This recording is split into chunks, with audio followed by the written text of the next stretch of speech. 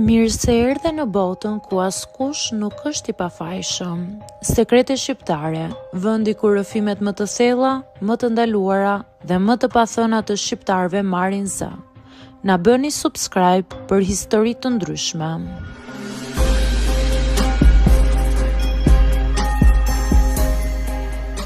Jam 23 vjeçe dhe jetoj vetëm në Tiranë prej pothuajse 3 vitesh.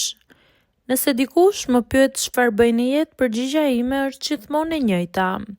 Jam balerinë dhe çdo herë që e them, njerëzit zakonisht buzëqeshen me admirim, sikur po flas për diçka elegante, të bukur dhe të lehtë. Por baleti nuk ka qenë kurrë i lehtë, as kur isha fëmijë, as tani. Kam filluar baletin klasik që në moshën 6 vjeçare. Ndërsa vajzat e tjera luanin pas pallatit apo shikonin filma vizatimor, unë kaloja orë të tëra në sallë duke përsëritur të njëjtat lëvizje derisa këmbët më mpieshin nga lodhja. Mamaja ime ishte ajo që më shtyu drejt baletit. Ajo thoshte gjithmonë që unë kisha trup balerine, e hollë, elastike dhe shumë e disiplinuar për moshën time. Dhe kishte të drejtë. Baleti gradualisht u bë gjithë jeta ime. Më mësoi disiplinën, durimin, sakrificën, më mësoi si të buzëqesh edhe kur kisha dhimbje. Si të vazhdoj të qëndroj drejt edhe kur trupi më dridhej nga lodhja.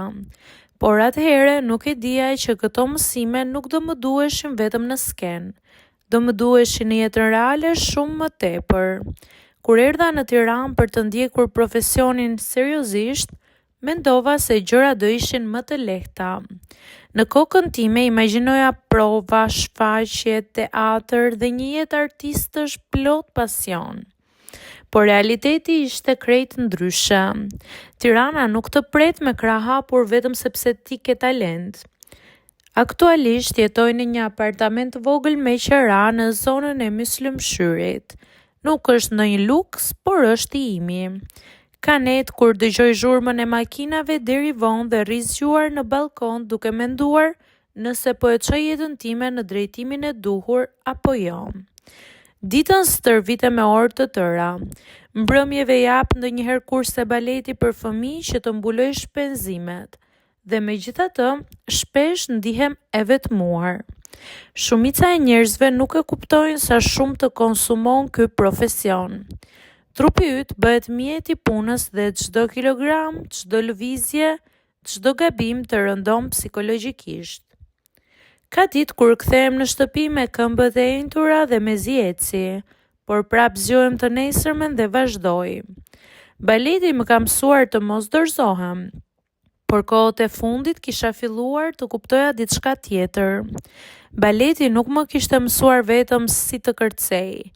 Më kishte mësuar edhe si të mbrohem, si të lexoj njerëzit, si të kuptoj qëndrimet, shikimet dhe energjinë e dikujt para se ai të flasë. Këtë e kuptova shumë qartë një mbrëmje pas një prove të lodhshme në teatr. Ishte vonë dhe Tirana ishte pothuajse bosh. Kisha veshur një triko të madhe si për robave të provës dhe po ecja drejt shtëpisë me çantën në shpinë dhe flokët e kapura. Në fillim nuk i kushtova rëndësi, por pas disa minutash fillova të ndjej që dikush po ecte pas meje. Hapa të ngadalë të qëndrueshëm, sa herë ngadalsonte dhe ai, dhe në atë moment trupi im reagoi para mendjes, ashtu si në balet instinktivisht. Ajo në atë më bëri të kuptoj edhe më shumë se sa shumë baleti kishte hyrë në çdo pjesë të jetës time, jo vetëm në skenë, apo në mënyrën si ecja, por edhe në mënyrën si lëvizja, si ndihesha me trupin tim dhe si më shihnin të tjerët. Që e vogël, stërvitja klasike më kishte mësuar kontrollin e trupit deri në detaj. Çdo lëvizje duhet ishte elegante, e saktë dhe e lirshme njëkohësisht. Në atë kohë nuk e kuptoja sa e pazakontë ishte kjo për shumicën e njerëzve. Por kur fillova të rrithesha dhe të krijoja lidhje me meshkuj, e vura re menjëherë. Komplimentet ishin të njëjta, ti lëviz ndryshe, je shumë fleksibël, ke një elegancë që nuk e kam parë te askush tjetër. Në fillim më vinte turp kur dëgjoja gjërat e tilla. Nuk dija si të reagoja dhe shpesh qeshja nga sikleti. Për mua ishte thjesht normale, sepse kisha jetuar gjithë jetën time në sallë baleti, mes pasqyrave, stretching dhe ushqimeve që për shumicën dukeshin të shëmtuara. Por gradualisht fillova të kuptoj që baleti më kishte dhënë një vetbesim që shumë vajza nuk e kanë.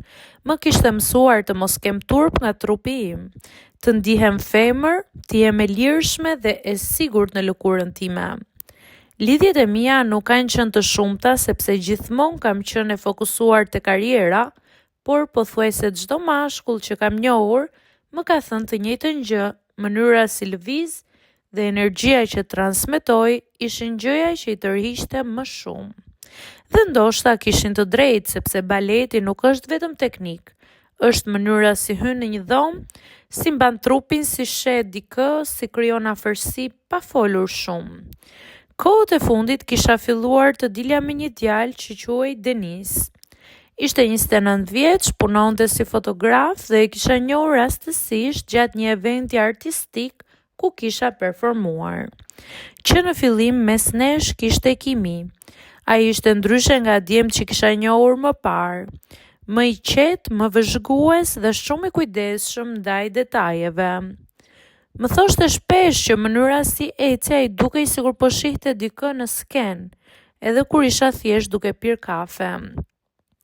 Një natë ndërsa po rinim në apartamentin tim dhe po flisnim për jetën, ai më pa duke bërë scratching në tapet, diçka që e bëja pothuajse pa e kuptuar nga zakoni.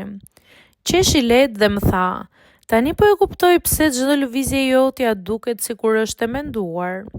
Qesha edhe unë, por brenda meje ndjeva diçka ndryshe.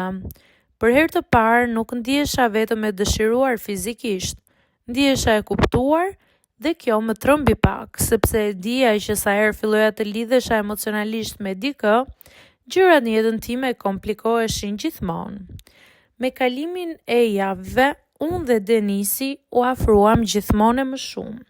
Ai filloi të vinte shpesh në provat e mia dhe rrinte në fund të sallës duke më parë në heshtje, sikur po përpiqej të kuptonte botën time pa më penguar. Gradualisht fillova të ndihesha e qetë pranë tij. Për herë të parë pas shumë kohësh nuk po përpiqesha të impresionoja askënd. Nuk ndihesha vetëm vajza balerinë që admiroi për trupin dhe elegancën e saj. Me të ndihesha vetvetja.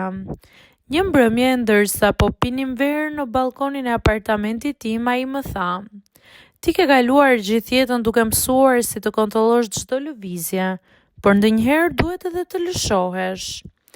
Ajo fjali më mbeti në mendje. Kuptova që kishte të drejtë. Baleti më kishte mësuar disiplinën, forcën, si të mos rrëzohesha kurrë para të tjerëve. Por dashuria po më mësonte diçka tjetër, mbase edhe më të rëndësishme. Jo çdo gjë në jetë ka nevojë për kontroll. Sot ende vazhdoj të kërcej, jetoj në të njëjtin apartament të vogël në Tiranë, por tani kur dal në balkon pas provave të lodhshme, nuk ndihem vetëm. Ndonjëherë gjëja më e bukur që të jep arti nuk është skena, por njerëzit që të kuptojnë edhe kur zbret prej saj.